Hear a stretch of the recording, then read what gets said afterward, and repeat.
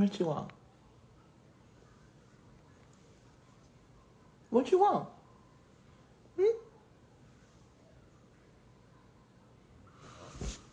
What's up, y'all? What you want? So what's up, everybody? So this in my hand is cheese. And see, I was getting a midnight snack. This is my midnight snack, the watermelon, right? So every time, what up, Sora? So every time my dog sees me going into the refrigerator late at night, he knows it's a late night snack time. And my dog loves cheese. Does anybody else's dog love cheese? Watch this, y'all. It's funny. Hold on. Wake up, Daddy. He gonna be mad at me for giving you snacks. Hide it. Hide the snack. Take the snack. Hurry up. Hurry up. Take the snack. Run, Kato. I'm live, babe. We busted. You want some cheese? Come say hi. Feed my dog cheese at midnight. You know what I'm saying? Come over here so the people can see. Say hi, dog. Mm-hmm. What dog likes cheese? Whose dog likes cheese? Like, try it. And I looked it up. My husband said he used them as snacks. All right, here. Go ahead. Let me stop teasing you. Okay, guys. What's up, sexy people? Come on. All right, beat it. Oh, goodness. What is up, beautiful people? Right, up at night feeding my dog. Feeding my dog cheese, and I'm eating watermelon. And I'm rocking my old school. How many of y'all listen? Now, you know you're a 90s connoisseur. If you know what's up with this. What's up with that? What's up with this right here? What's up with this? You understand what this is? This is official. This is official. This right here is the Michael Jackson jersey. Kato, no more cheese. No more. Out the kitchen. Come on, let's go. Out the kitchen. Out the kitchen. Out the kitchen. This is the official, y'all. Michael Jackson. They made baseball jerseys. You see? If You Love Me, right? Epic Black. Shout out to Lamont Bowles. If you know anything about Epic Black in the 90s, it was one of the first actual diversity, equity, and inclusion situations because Epic Records had become Epic Black thanks to Lamont Bowles. 90s people know who that is. And then on the back, y'all, can y'all see that? I don't know if you can see it. Say it, do it, show it, prove it. So these were the jerseys that were part of our little promotional materials that the label gave out back in the early 90s. So we had jerseys and we had baseball hats. And I don't have a baseball hat. I got some pictures. What's up, Jersey Reds? I see you, baby. I see you, I see you, I see you. I don't have my baseball hat. And actually, I didn't have a good version of this shirt. Shout out to my cousin, Michelle, who, I see it. Christy Jones, what is that? Christy Jones said, I remember the jerseys. Yes, they came out like they gave them back in the day. Y'all, let me give y'all a little history lesson. So back in the day, and they might do it today. It might just be that I'm old and I don't know. But back in the day, they used to give, it was a really big deal when your album was coming out, right? Because we worked on bodies of work. And it's funny because I get confused about when our first album came out. Because If You Love Me actually came out before the record. And that was in 1994. I think If You Love Me came out in October 1994. And the album came out January 10th, 1995. So our 30-year anniversary is 2025, which sounds crazy as hell to say. 30 years in 2025, which is really only a year from now, which is bananas, which is just a really good reason to be grateful, It's interesting because I was having this First of all, let me say shout out to Karen Hunter. Shout out to Karen Hunter, Urban View, Sirius XM Satellite. Thank you, Karen, for allowing me to come onto your show. Let me put my watermelon up, y'all. I was about to eat my watermelon and talk to y'all, but I can't beat Tamar tonight. It be looking so good. I watch Tamar's cooking videos and I'm just like, oh my God, I want to come eat. But shout out to Karen Hunter for allowing me to come on her show, Urban View. If you guys looked at the post from last night, I believe, where I was promoting that I was coming on Karen's show, you will see that I did from the bottom up. We did like a town hall. Brandy Davis, who did 10 years in prison. Angela Stanton, who was in prison. Tamika, who was actually on her way there. Just a really amazing cast. If you follow my career as a producer, you know I love women having an opportunity to tell really authentic stories. So Karen Hunter gave us the honor and the privilege of going on her platform and hosting a town hall discussion on prison reform. And I was just really, really blessed to have had the opportunity to go back on Karen's show today. We had a bunch of technical difficulties. Now, I done been on Zoom for 11 years with no technical difficulties. And when I got tea to spill, all of a sudden, suddenly I can't get through and it's like stuff dropping and we live and it is what it is, but the devil is a liar. You understand what I'm saying? But yeah, so we had a few technical difficulties, but we did get a good opportunity to chat. And what we basically committed to is that, my wig coming apart. What we did commit to is that I'm going to come back and I'm going to do her show. And you know what other show I really want to do? I want to do the Breakfast Club. I need to do, somebody call Charlamagne, tell him. And it's funny because I know a lot of people, and I know people personally who will not, I guess, have me on their show to talk about my case. And it's intentional. I understand that, especially when you have the defendants or representatives for the defendants on your show all the time. It would just seem like, something as big as this would spark the interest of journalists. But I'm very grateful for those journalists who have had me on their show to talk about it. I'm so grateful for Ebony K. Williams and Shay Lawson, attorneys, Black women attorneys, like my Black woman attorney, Tanisha Pinkins, and Kristen and Ben and Jonathan. Like, I got a really dope, y'all, let me tell y'all this. I got a really dope team of attorneys. And I'm not just saying that because I'm like pandering or nothing like that. I'm just saying they really are dope and they've been fully committed to this case. And I'm just really grateful that they really truly believe in me and they believe in my case and they've stood by me in this process and they really care about justice and the law. And I'm just really grateful for that, because what I have discovered in this process and on this journey is that if you don't have $1 million, you can forget about it. No, I'm just playing. That sounded extreme and dramatic, but it is damn near the truth. And I've just looked around and I've noticed a lot of people that I know, a lot of Black women, a lot of Black, people of color in general are really starting to speak up and not just have decided they're just tired and they're not just going to take it and they're not just going to keep letting people piss on them and tell them that it's rain. You know what I'm saying? We're not going to do it. And it's not because we want to be difficult. And it is not because we want to be, angry Black women or, we're chasing clout and we always looking for something to complain about. No, nobody listen. I promise y'all on everything, every single solitary little thing I have. I promise you. Nobody does what I'm doing for clout. In fact, what I'm doing, you get probably the exact opposite.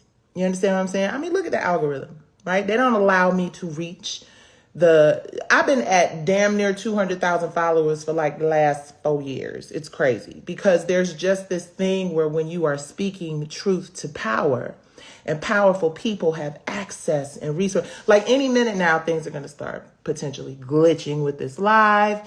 The reach will start to get reduced. So make sure y'all share it. Tell some people we have school today. I got to give you a little master's class every now and then when God puts it on my heart. And that is truly what it is about. These moments happen when God puts it on my heart, right?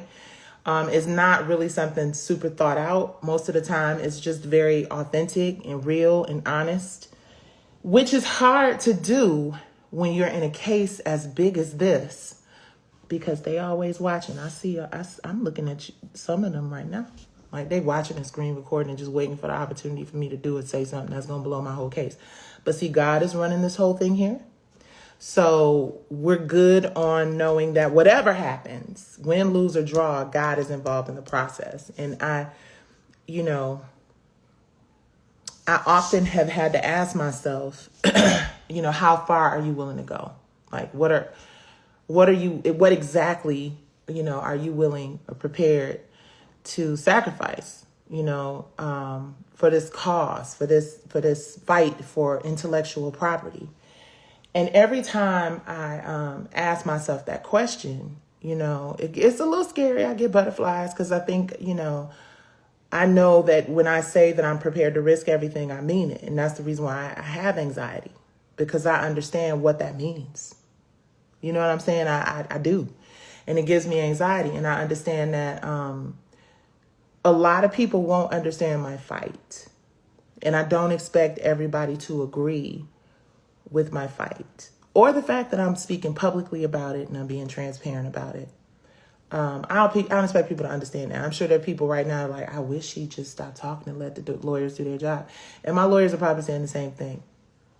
But the reason I share this, and it's a very important reason why I have to share this, it's in my heart to share it, is because so often celebrities and influencers, you know, paint this picture of, you know, the entertainment industry. I think now y'all are starting to realize that the shit is like really smoke and mirrors and it's a vapor, and there's probably more tragedy and trauma being reported than entertainment, or being consumed than entertainment, right? And that's the real deep shit about it. Like, we've literally become a society that is being entertained off of the pain and the angst and the trauma and the hardship, you know, of people. And unfortunately, it is Black people, it's us. It's people of color. We are the stars of that trauma show, right? We get the award for the most traumatic shit ever in the whole wide world to be seen on TV, right? And there are people suffering all over the world, but there is something that makes it okay for the Black struggle, for the dysfunction and the toxic behavior in our community is just super lucrative. And the reason why is because we consume it. It's like almost like, I know this goes sound kind of deep and y'all be like, okay, she's tripping right now, but it's almost like cannibalistic behavior, right? It's kind of like we feed and thrive and get our nourishment and get our value and self-worth off of watching the destruction of other people who look like us. And that's the truth. And I'm going to tell you why it's the truth. It's the truth because numbers don't lie, people do. And the numbers say that we pay more attention to toxic, traumatic, awful, terrible shit that happens to each other, to us, than we do positive, uplifting, motivational stuff. And here's what's really crazy.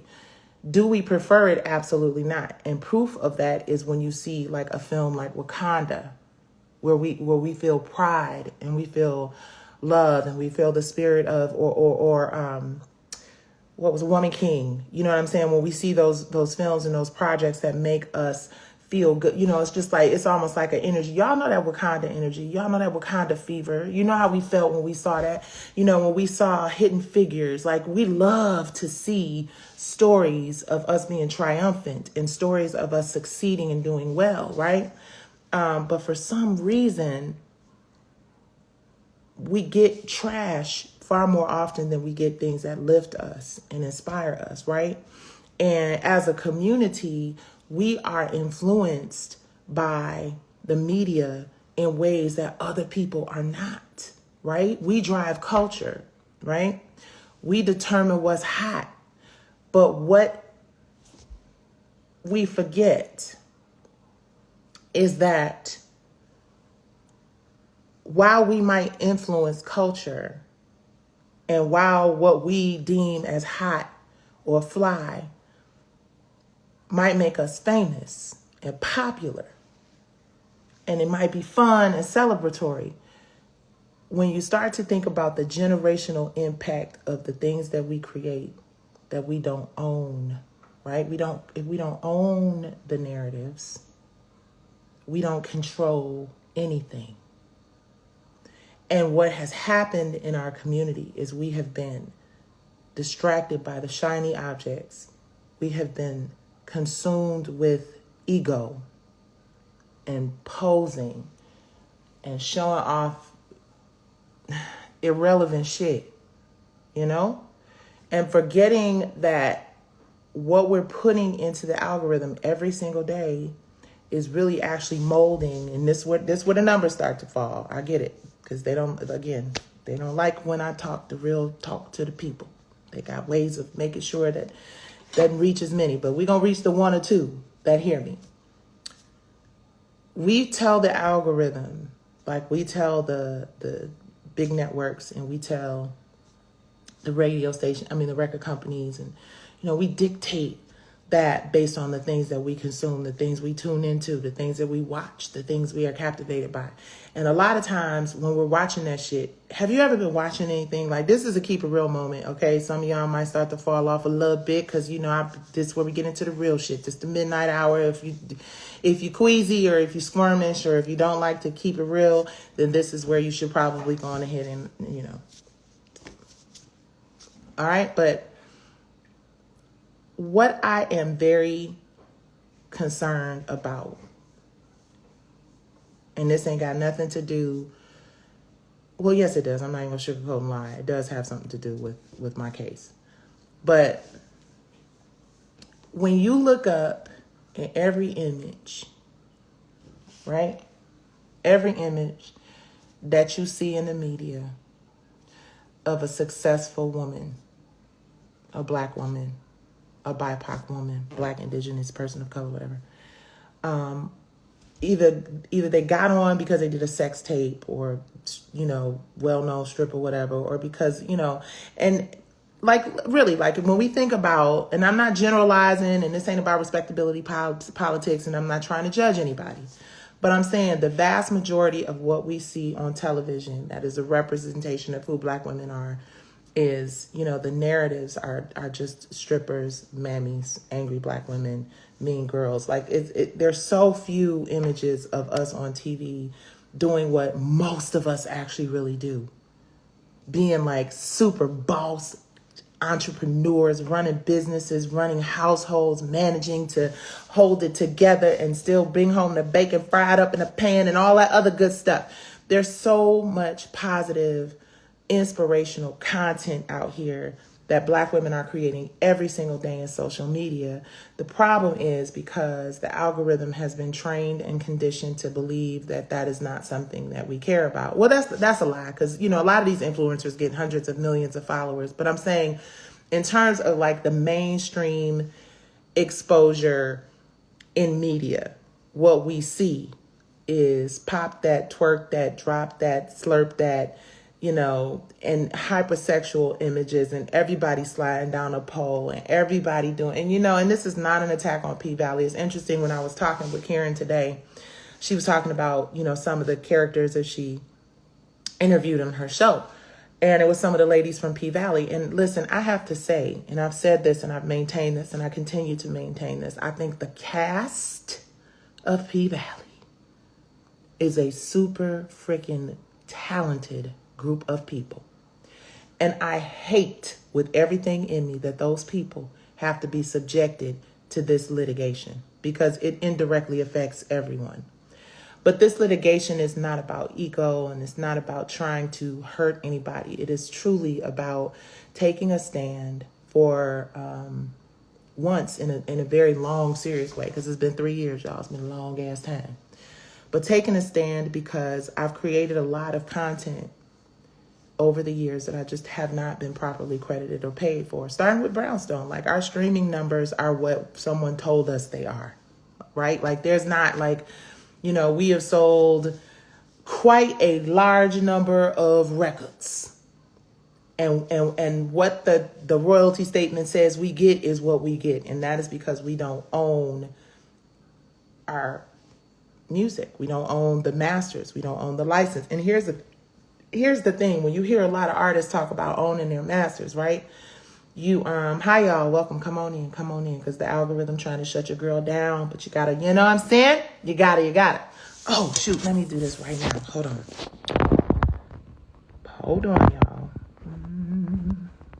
Because I need y'all to go here. So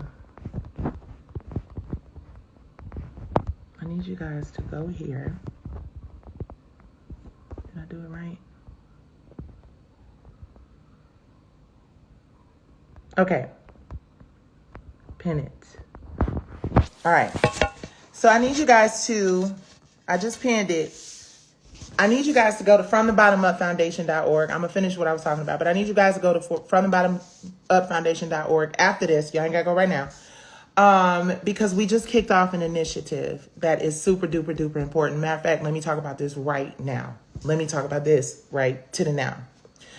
So the one thing that I have learned in this litigation is that there is so much law, like case law, right? There's this thing where, like, you know, I thought I'm just gonna be totally honest with you. I thought that when I filed this litigation, it would just be as simple as the judge looking at my comparisons, looking at my facts and my evidence, and the fact that I went and met with the CEO of Lionsgate and looking at all this stuff and being like, okay, well, cool, let's go to trial and have a jury figure this out, right?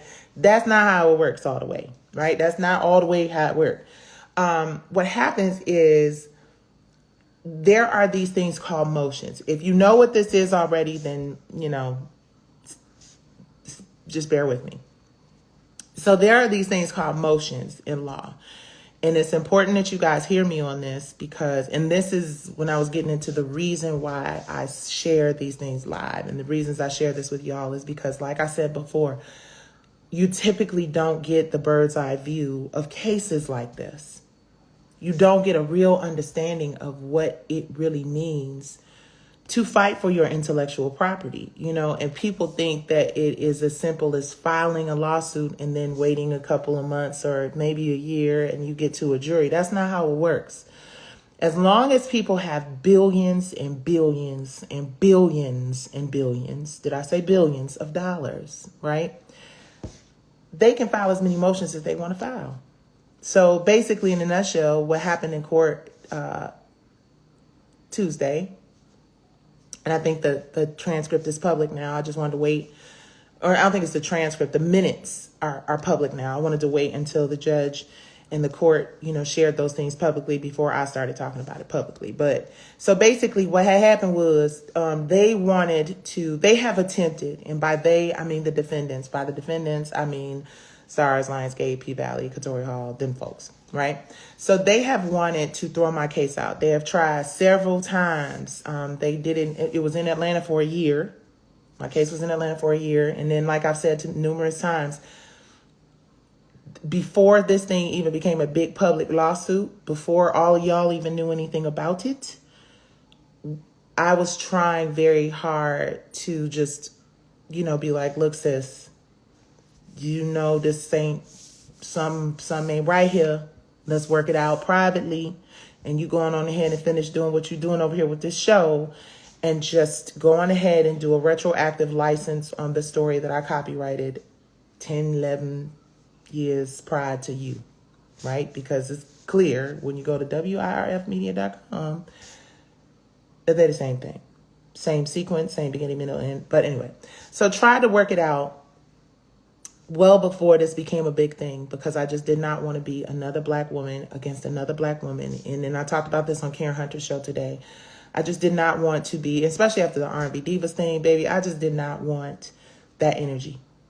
But when I realized that they did not respect that this was not a situation where I was going to be a work for hire, I wasn't pitching myself as work for hire. I was pitching this as a ownership and licensing scenario, meaning I had the funding from the same person who funded Tyler Perry, who told me if I can get a distributor, then he would fund the series Curtains, which is the spinoff of Soul Kittens Cabaret. That's the reason I went to Los Angeles and was out there pitching networks, because I learned when I did R&B Divas, because I didn't have any ownership on R&B Divas, y'all. I didn't know nothing about the ownership play when I was on R&B Divas, because why? Nobody tells you that. That's the reason why I share with y'all. That's the reason why I'm saying it now. And it might not really be registering and clicking with y'all right now. But hopefully you'll be able to look back in the future. You'll be able to really, like, it'll click and you'll be like, oh, this is what she was talking about. There's a reason why Tyler Perry is able to build studios all over the place and, is set for life or whatever. And that's the reason is very simple. He has ownership of the content that he creates. Byron Allen, he has ownership, right? When you have ownership of something, it gives you the opportunity to participate as an owner. And as a content creator, and I know y'all be like, girl, if you keep on talking about this ownership, but there's nothing else for me to talk about, because once you've seen the little man behind the curtain, you got to just admit that the wizard doesn't exist. What does exist is ownership. And that makes you the wizard. And everybody who owns something is a wizard. It's a bunch of little wizards running around here owning shit. But the problem is those wizards very rarely look like me. Right? Mona Scott is all over the... And I'm not trying to call Mona out in a disrespectful way, but see how that stuff start happening? Y'all see? But anyway, we know the devil is a liar. If they act funny, y'all all better come back, or y'all can't come to my party when I'm celebrating in Timbuktu with, camels and shit. Okay, but here, ownership. So here's the thing. Back to Mona Scott. I'm not saying this to be disrespectful. So somebody can clip this thing. I just don't... I hope by now y'all understand. I just don't be beefing and disrespecting black women, unnecessarily. It's just not my style. I might talk a little rough because I'm from the D. It's just in my DNA. But let me get to this. So when you look at Love and Hip Hop, right? Love and Hip Hop is a huge franchise, right? Mona Scott is known for creating one of the most successful franchises on the planet, right? Whether you like it, you agree with the content, you agree with story, somebody's watching, it's making a ton of money. I don't know if Mona owns the franchise or not, because I'm not all up in her business. But if she owns Love and Hip Hop, she can take that franchise and she can license it out in Europe. She can license it in Africa. Her kids can make money forever. And she's probably built into it. I know it sounds like I'm talking about Mona's business and I don't know it. But I'm using that as an example because she is by far one of the most successful reality TV producers in terms of, the popularity of her show. And she created this show from what I understand. And if you have ownership, that means that whatever the network is, you participate in that revenue no matter what. Generations for years get to participate in that revenue no matter what. The show we did From the Bottom Up, I co-own with Queen Latifah and Shakim. And I'm so grateful they gave me, the opportunity to do it. Because, come on, she's Queen Latifah. She could have been like, look, okay, this is what we finna do. And that wasn't the case. She gave me a wonderful opportunity to be a co-owner in that franchise. And the same year that I did the deal, sold From the Bottom Up to BET, a licensing deal, was around the same time that I was pitching the CEO of Lionsgate and Stars, right? And I was pitching ownership and licensing, which means I own a portion of what I created and you can own a portion of what I created, but we own what I created. Not you own what I created and you hire me to work on what I created. And that is what we have been conditioned to believe is what is supposed to happen if you want to be famous, which is why I decided fame and just give me the money.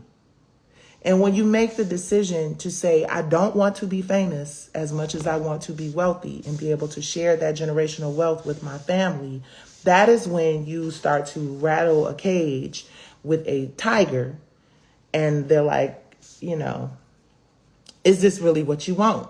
And you have to just be like, yeah, I guess so. Yeah, I guess. Because guess what? It's painful. I saw this quote. It's painful if you quit and it's painful if you keep going. The difference is if you keep going, then it is less painful for the generations that come after you. You understand what I'm saying? And if you quit, it's not only a disaster for you, but it's a disaster for everybody after you that would have benefited from you if you had kept going, or benefited from it if you had kept going. Y'all, all I have ever done in my career from Brownstone is provide opportunities for other people. I created that group. I chose all the members of that group. I put the ad in the drama log for that group. I wrote the majority of the songs for that group. Now, I'm not taking credit for what Brownstone is, because that took me and Maxie and Mimi and Keena and everybody who's contributed to the group. But the fact is, the idea, the person who got on a plane, left Detroit, watched Carpe Diem, struggled, strived, starved, got evicted, did everything. Me and Sherry Shepherd talk about it all the time. We was sharing meals at Sizzler. Yeah, me and Sherry been friends since we was both super broke. And at the time, I didn't understand what I was building and what I was creating. So I didn't have the knowledge or the experience. And my dad tried to tell me, like, don't sign if you... My dad listened. So this is the reason why y'all youngest need to listen to Auntie Nicci on this here day. My dad told me, if you see the word perpetuity in a contract, then you need to just walk away. Now, mind you, I wasn't walking away from a contract with Michael Jackson. That just wasn't finna happen. Sorry, Daddy. I love you, Daddy. R.I.P. Big Mix. But I was not finna do it. I was going to sign the contract no matter what it said. And I'm glad that I did. I have no regrets, because, like, really, seriously, who says to Michael Jackson's agreement, I'm sorry, but could you... And truthfully speaking, we've been told that Brownstone got one of the better of the bad agreements from the 90s. But long and short, if we had more ownership and we had more control over it, I was looking at the Tory Lanez thing, right? And I debated, about whether or not I was going to say anything about this, because y'all like, shall if you with another. But I was looking at the Tory Lanez thing, his mugshot, and it just made me so sad. It really did. It really made me sad. And I have a different, connection to Tory than a lot of people. I actually, after the record came out, I actually spent some time in the studio working with Tory and, writing some music together with him. Didn't share that with a lot of people. But I spent some time in the studio, like, creating and writing songs. And I actually, wrote one of the records for whatever. Anyway, that's a whole thing. And I don't want to get into that, because then it looks like, again, clout chasing, and we're not finna do that. But I spent some time with Tory. I had the blessing of spending some really good quality time with the brother. And I like Tory. I thought that Tory was... Y'all probably hear my dog snoring. So it's not my husband, it's my dog. Now he gonna start snoring louder. I bet you if I got some cheese, his ass would get up and stop snoring. But anyway, so back to my story. So when I saw Tory's mugshot, it broke my heart. I literally shed a tear for the brother, because I could just see he was afraid of this very thing, because he fought so hard to not be that. And he told me stories about his mom and, why she named him Daystar. And we actually did like a little sketch and skit, and Tisha did, it's really, really cool. And some of the decisions that he made and some of the things that happened in his life. And it was really moving, because I was like, wow, this, because initially I was like, rapper / hip hop guy doing my song. I don't know about that. And the truth is the truth. Nobody got my approval for it, Sony, because they couldn't find me or something. But anyway, that's a whole nother thing. That's not Tory's fault. That has nothing to do with Tory. That's the issue that I have with Sony, because we are not getting paid off of Say It. I haven't gotten no money from the song, just to be clear. I mean, I've gotten like my songwriter's royalties from If You Love Me, but our performance, like, we performed a whole duet with Tory Lanez. Neither here nor there. We were not properly compensated for it. And I'm just going to leave that at that. This isn't about a compensation issue. This is about, my connection with Tory and me seeing a brother going to prison being, very difficult. But it's difficult because I stand with Meg. I stand with any woman who has been victimized by any man, no matter who he is. But it's still okay to feel bad that a young brother who was so afraid, not so afraid, that's a little dramatic, but expressed concern for making sure that he made his mother proud and he wasn't, moving in the direction that he was maybe moving in when he was younger. I know that's a lot for him. And I just pray that he comes out of this situation wiser and more creative. I think the music is going to be phenomenal. I'm praying that this brother gets whatever healing and help that he needs to really be the superstar that I believe that he is. And I hope that everybody learns in this situation the importance of artist development, because there's so many young artists out here that are just doing whatever the hell they want to do.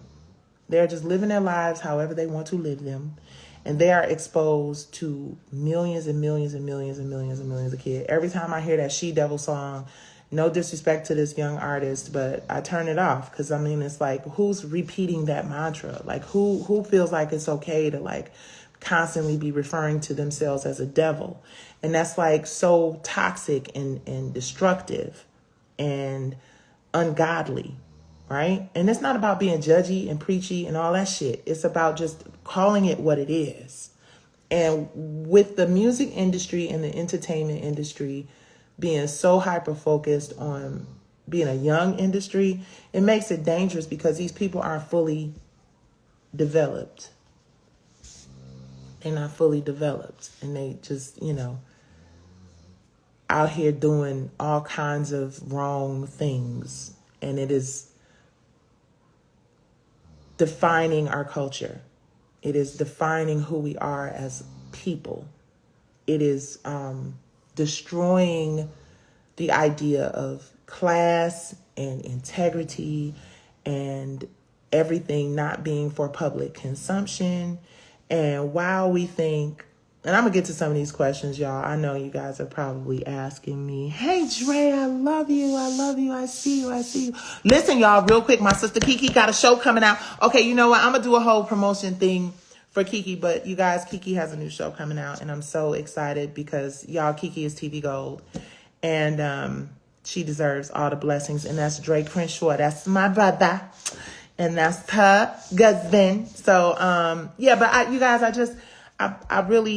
I know I get on here and I auntie y'all. I know I get on here and I be preaching to y'all. And I get on here and I be like, no, that ain't cool and that's not okay. But I hope that people understand that is from a place of love. And that is the place of like, we don't have, I would never not respect the knowledge of the women in this industry, like Patti LaBelle and Dionne Warwick and Anita Baker and the women who came before me, the women who had experiences before I had experiences, the women who understand and know more about this industry than I know because they've been here longer, right? So when those of us who are now becoming, those legendary, auntie artists, right, who have been here and done that and had these experiences, y'all take it, receive it. Because it's not coming from a place of like ill will. Like there is no benefit. Like I'm grown as hell. Like I'm grown, 53, married, love my husband love me, got a dog, I'm somebody grandma, I'm, in the middle of a major battle. But at the end of the day, like I'm pretty good with me. I don't need to tear anybody down. I don't need to take nobody. I don't need to negatively impact nobody's bag or nobody's career. Like there's nothing for me to gain by being facetious or vindictive or saying something that just is, not to help my people. Right? I'm one of the ones that's going to say it in a way that you might not really dig hearing it. Don't really care how you feel about what I'm saying if it's a negative reference or response to what I'm saying, and only care about you hearing what I'm saying if you can receive it from a place of like, that's knowledge and that's wisdom and that's love, right? And I've just decided I'm just filtering my how I receive and what I receive, and I can't receive anything from anyone that is not rooted in love and is not rooted in mutual respect. And I'm not going to give any energy or give, any information that is not rooted in love or rooted in respect, even with Katori Hall. Because I don't have like major beef with this lady. I just want to go to court and I want the judge to allow us to go to a jury and I want to find out what happened.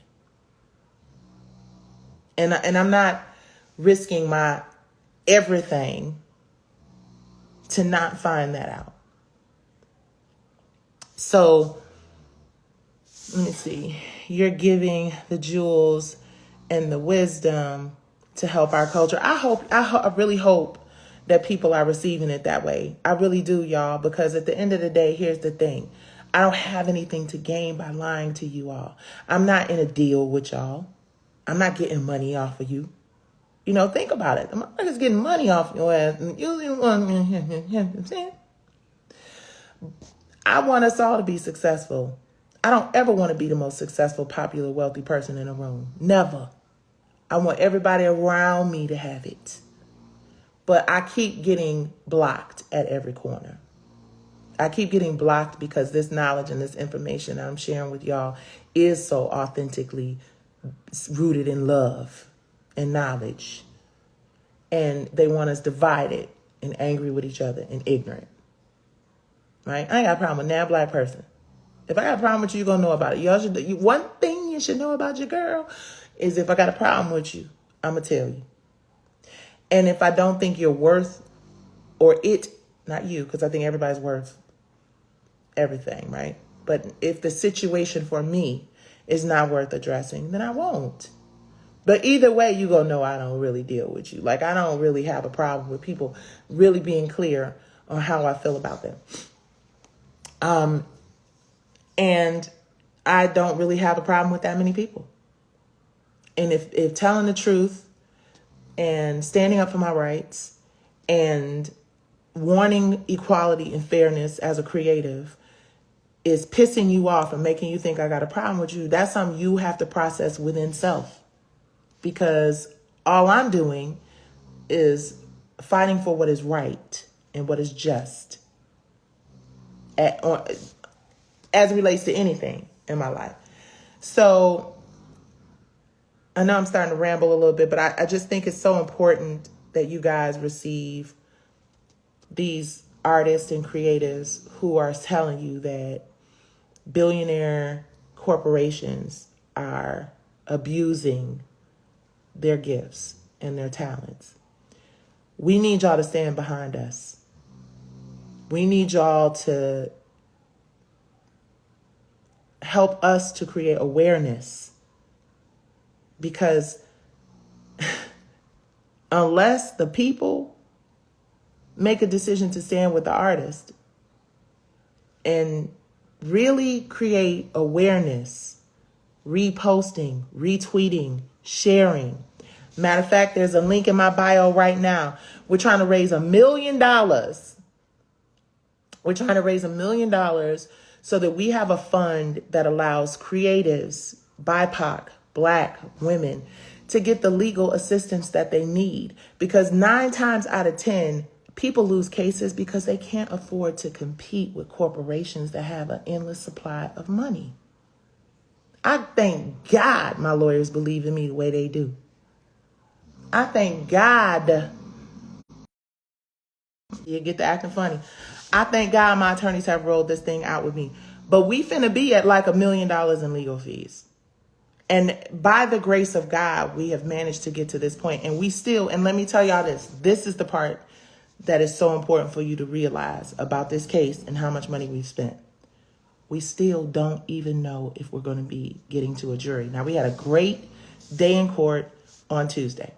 Basically, what has happened is the defendants who have tried 11 times to dismiss my case, and every single time they have not succeeded, but I can't stop them from filing motions. So they have said, if we win this motion where they're trying to say that they are not substantially similar, they're saying if we win this motion, then they're going to go and file another motion for access. So they keep filing motions. They just like, oh, here's another motion. Here's another motion. Here's another motion. Every time they file a motion, guess what has to happen? My lawyers have to respond to that motion. Because if my lawyers don't respond to the motion, then I could potentially lose the case. I got to go to a charger. If my lawyers don't respond, then I could potentially lose my case, which is what we not finna do, right? So, hold on, guys. Plug this thing up. I need some light too. There we go. I had to plug up my phone. See how they start doing? See how we pause, do the poor connection all of a sudden? Some bug. Anyway. So there ain't that much poor connection in the world. Anyway, it's getting funny. Y'all see how that goes? Start talking about the case and then all of a sudden.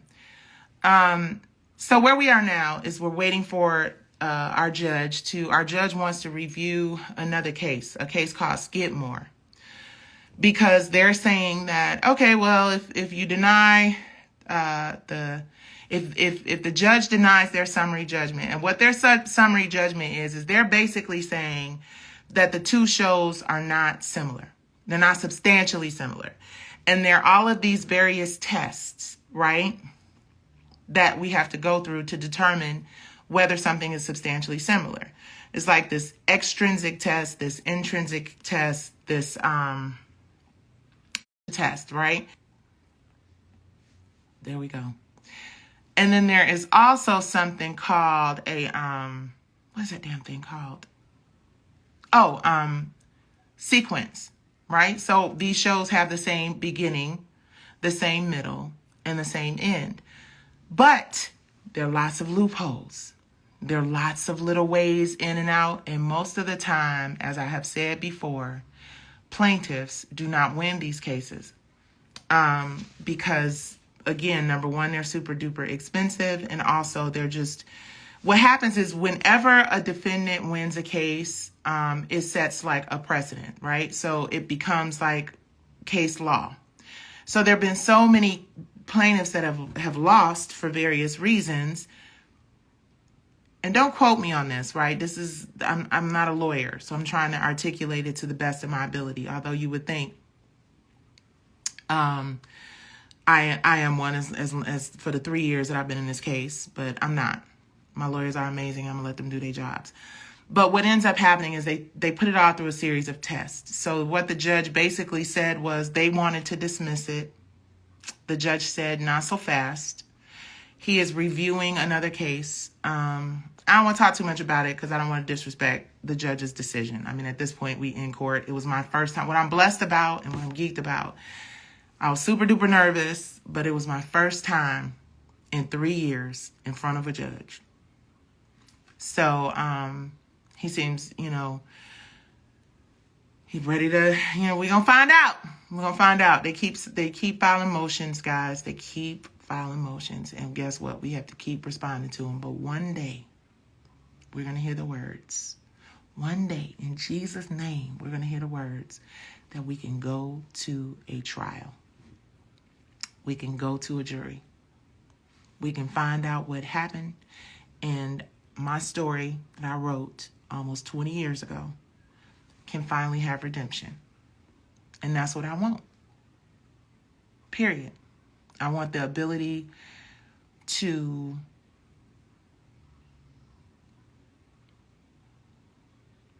prove my story. Right. Somebody said, yeah, they want to run the money out. They do. But God. And that's the reason why, listen, as long as I got to pay, as long as the bill keep going up, I'm going to talk about it. That's it. I've said a gazillion times, I want this to be over. I want to focus my energy on, which I am, by the way. I didn't talk a whole lot about it, but I got some really amazing things coming, y'all. At the same time I've been working on this case, I've been closing some deals. Now, yeah, so rest assured, some great content coming, and you guys are going to have a real bird's eye view into some really powerful, amazing content. I'm just going to say that. So, yes, we have victory. The judge did not throw our case. Let me walk back in here. Yeah, I'm telling you, I don't know what it is, but these people do not want me telling the truth. Shaming the devil, trying to stop me at every damn corner. So, go to FromTheBottomUpFoundation.org, please, and thank you. Let me see what some of these questions are. Definitely claim the victory. We claiming it. We are claiming it. So many people. Make sure you guys are following. I'm sure you're already following, but make sure y'all following the Fearless Fund as well.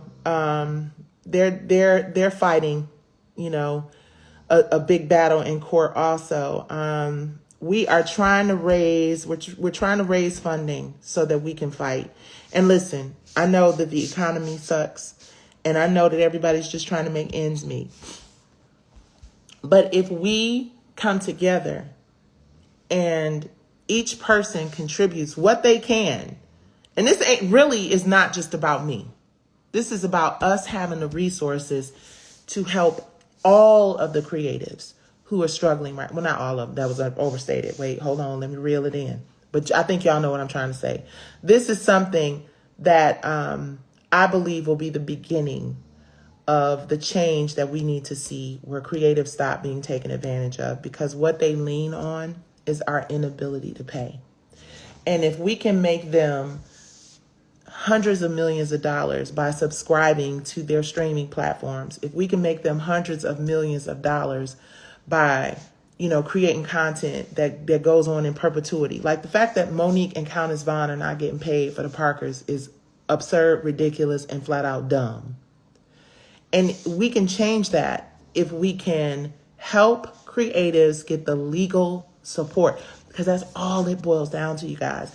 Like the people creating awareness and the creatives being able to hire a great team of legal representatives to help them work out the legal issues that are preventing us from being able to participate in generational wealth opportunities. That's just the bottom line. We don't have the resources to take them up in court. We don't have the resources to be able to say, no, this is not fair, and we're going to go and we're going to see a judge and jury, and we're going to make sure that this changes for future generations of creatives. And the only way that we're going to be able to do that, because we're so behind the ball, is if our people support us in this cause. If it's $1, if it's $2, if it's $5, if it's $10,000, support the Fearless Fund. Support our From the Bottom Up, Take the Pledge to help creatives. There's so many funds. It doesn't even have to be my fund. That's how serious I am about just supporting funds that support creatives. Now, of course, I want it to be our fund because we're 501c3. We're doing the work. Y'all see me doing the work in the community for years and years on years on years. Ain't nothing going to change whether we got it or not. We are a self-funded nonprofit. But please support creatives. Support creatives so that we have the ability to stand against Goliath. And it takes support from the people that we are serving with our gifts, right? Because we are serving with our gifts. Every time you hear a record on the radio to make you feel good, see a movie that makes you feel good, see a play, hear a song, whatever it is, we are serving with our gifts. So support creatives. I appreciate all the support that y'all have given me. Please pray. Please, please pray that the judge allows this case to move forward to a jury. I need prayer. My family needs prayer. This is tough. This is so difficult. I'm smiling through it. Thank God we're healthy and wise, right? So please go to FromTheBottomUpFoundation.org, y'all, and share it with someone, and, you know, share what you can, because this is about our community having opportunities to have generational wealth and generational wellness. And start holding these people that you hold on these high esteem and up here, start holding them accountable for making sure that they're spreading the wealth and the opportunities amongst our community. Because a lot of folks just sitting up high, looking down low. And that ain't all right. All right, guys. So let's see, anything here? I appreciate you guys. I really, really, really do. I love and appreciate y'all. And I hope that I'm able to give y'all some really, really, really good news soon. But the defendants are, I guess when you ain't got no case, but you got a whole lot of money, you just keep the clock rolling. And I personally feel like these people are bullying me because they got like billions of dollars more than I do. And I pray to God that God's power prevents them from doing this very much longer, and the judge allows us to go to the jury. That's it. Because I'm confident that once the jury sees the facts, that we will have a very, very, very strong chance of winning. Not just for me, but for every creative out here who has ever felt abandoned by the very people that they've made millions and hundreds of millions of dollars for. That's why people are out there marching. Oh my God, go to fromthebottomupfoundation.org. If you go to fromthebottomupfoundation.org, which is pinned here, there's a pop-up and you can donate to support there. Fromthebottomupfoundation.org, the pledge. And once my case, let's just say, you know, God willing, you know, my case doesn't go on for another year or whatever. I am going to commit that whatever I receive from this case, that I put into that pledge right here and right now. I'm telling, not whatever I receive, but a portion of whatever I receive. So you got to be careful. Portion of whatever I receive. And moving forward, just a portion of what I receive will go into this fund, because I've learned the average person can't go 3 years against a multi-billion-dollar company. And, you know, if I lose everything tomorrow, I made it 3 whole years against these motherfuckers. I made it 3 whole years, Jesus. Nothing but God and my amazing attorneys. And if you want to support this mission, just go to fromthebottomupfoundation.org, please. And, you know, like I said, anything you can do. And if you can't donate, like anything, just spread the word. Just share. Just click that little arrow and share one of my many 5,000 and 1,160 million posts about this, because I need it, guys. I need the world to know.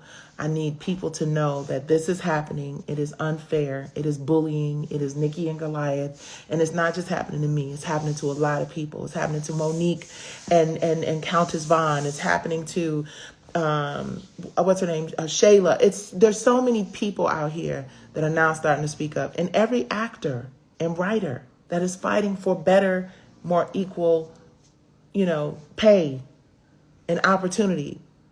All of these people out here, creatives out here busting their asses to create awareness. We need y'all's help. So please, it ain't nothing to just push a button. That's the slogan. It ain't nothing to push a button. And listen, let me say this, because that sounded kind of crazy too. Before you even think about supporting me, go to WIRFmedia.com and look at the comparison videos and decide for yourself what you believe. And if you don't think that I have a case, that they're substantially similar, then by all means, don't support and don't retweet. But if you do, please do, because every little bit counts. And I'm grateful for every outlet, although there have been no non-Black outlets that have talked to me about this lawsuit, and they talk to the folks from P-Valley all of the time, all kinds of Emmy conversations and everything. I think if you're going to be a real journalist, you're going to, you know, be impartial and hear all sides of the story. So I'm excited to hear from all of those non-Black publications that haven't covered my case.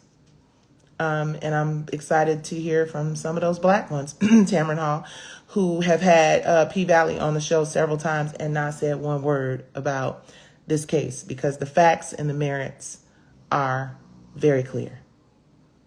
And awareness is very important, because people care about people knowing about this case.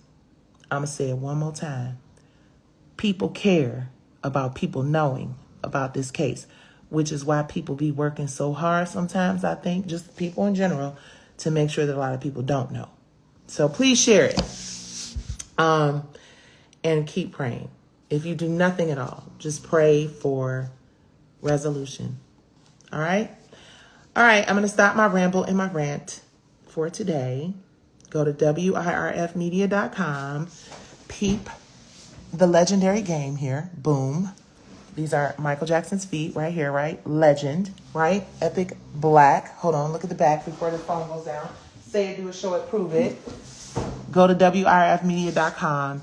Support, fight for worth, right? Creatives Coalition is the campaign, and you're going to hear more about it in the coming weeks, because we are launching in a major way. All right, love you guys. Have a good night. Mwah.